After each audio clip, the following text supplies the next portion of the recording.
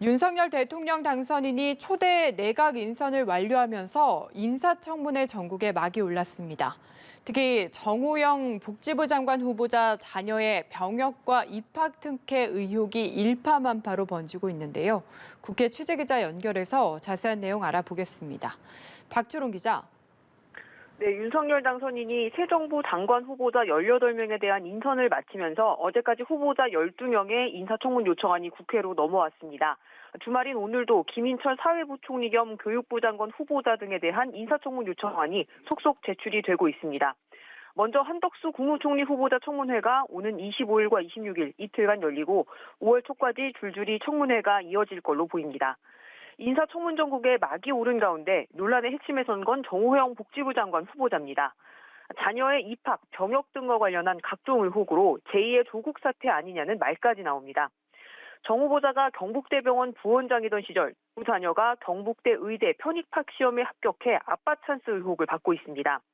딸의 경우 의대 편입시험 때 정 후보자와 논문을 공동 집필했거나 대학 동문인 인사들이 구술평가에서 만점을 준 걸로 알려졌습니다. 정 후보자 아들은 첫 병역 판정 검사에서 현역 판정을 받고 이후 사회복무요원 소집 대상인 4급 판정으로 바뀌는 과정에서 정 후보자가 속한 경북대병원에서 척추질환 진단을 받아 병역 의혹도 불거진 상태입니다.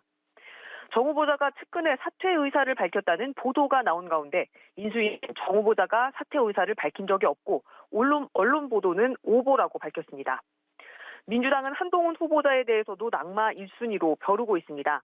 민영배 인사청문 TF단장은 상상을 초월하는 엉뚱한 인사라면서 한 후보자에 대한 청문회 자체를 거부하는 것도 검토 중이라고 밝히기도 했습니다.